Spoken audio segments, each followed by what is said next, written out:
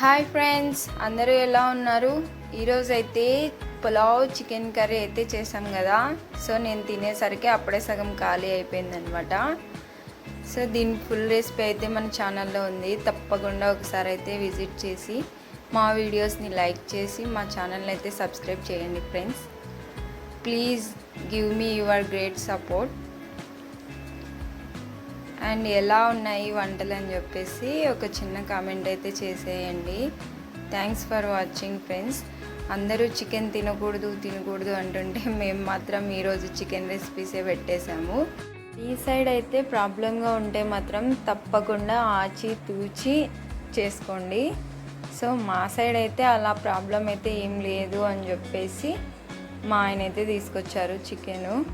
So అందుకని చేసేసిన. Okay friends, please do like my videos and subscribe my channel friends.